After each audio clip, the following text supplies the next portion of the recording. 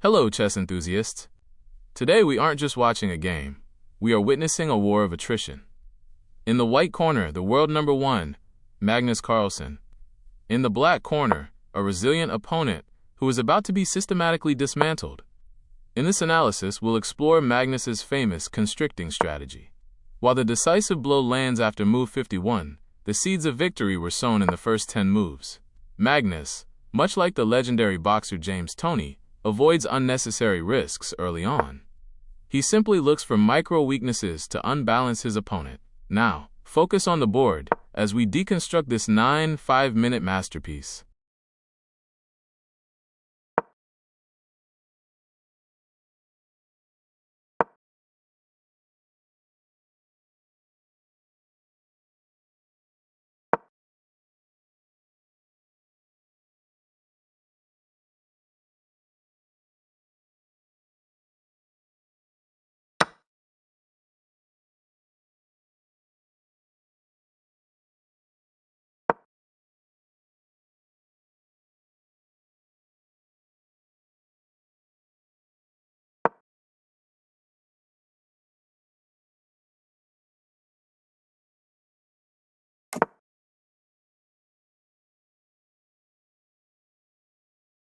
The game begins with e4 and e5.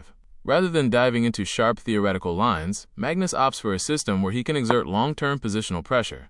Notice how he develops his minor pieces while maintaining central control, subtly inviting his opponent to overextend. With the knights coming to 3 and c3, and the bishop slicing through the active diagonal, Magnus is sending a clear message: I am comfortable trading down into an endgame. At this stage, the engine shows a tiny plus 0.3 advantage, but for Magnus, that is more than enough fuel for a win.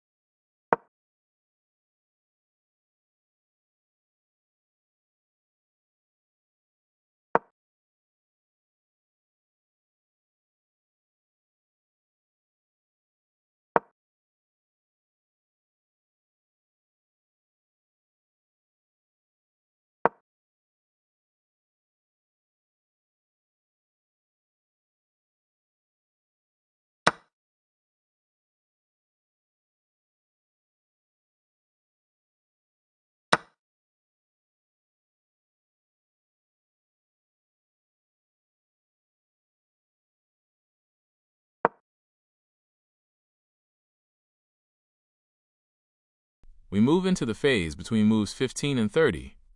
This is the psychological heart of the match. Magnus is constantly reshuffling his pieces, prophylaxis, targeting black's static pawn weaknesses. Look at the rook maneuvers, rd1 to rd2, doubling on the d-file to paralyze black's dark-squared bishop. Magnus is in no rush.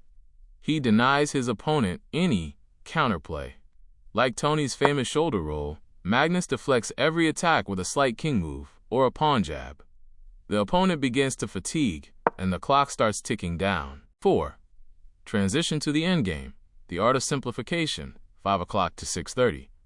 Once the queens are traded off, the nature of the game shifts entirely. Most players breathe a sigh of relief when the queens leave the board, but against Magnus Carlsen, the nightmare is only beginning. Around move 40, we are left with a rook and pawn endgame. Theoretically, this is often a draw. However, Magnus's king begins its march to the center towards e3 and f4. While black's king remains trapped behind defensive lines, Magnus's king becomes an active attacking unit. An active king versus a passive one. That is the Carlsen formula for success.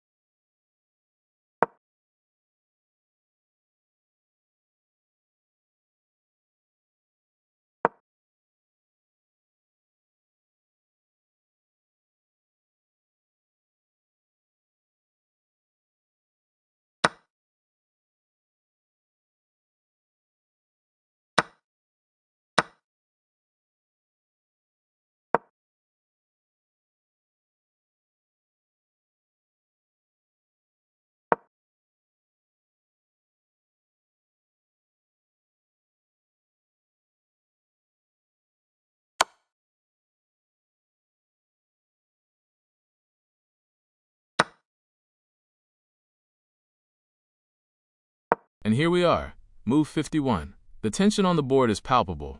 The opponent, suffocated by the relentless pressure, finally cracks and makes a critical blunder with the rook. By moving the rook off the a-file, he opens the gates for Magnus's h-pawn. Magnus seizes the moment instantly. h4 followed byg4.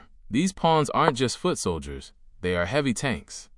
The black king can neither block the pawns, nor push its own. This is a pure zugzwang.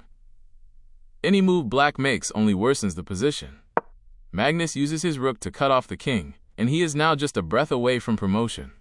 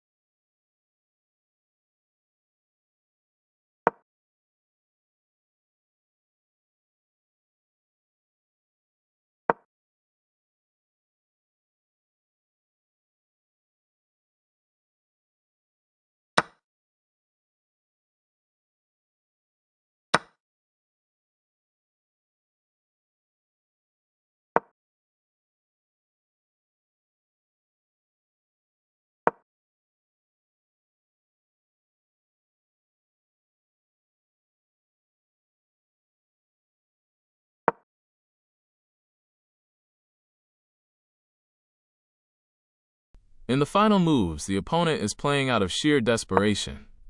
Just as the pawn is about to promote to a queen, black resigns and leaves the table. This game is a stark reminder that in chess, knowing the opening isn't enough. You need the patience and the in-game technique we've witnessed over the last 5 minutes. Magnus Carlsen delivered the knockout blow on move 51, proving once again why he is the greatest of all time. Thank you for watching, and make sure to take notes on this masterclass and in-game grind. I'll see you in the next analysis.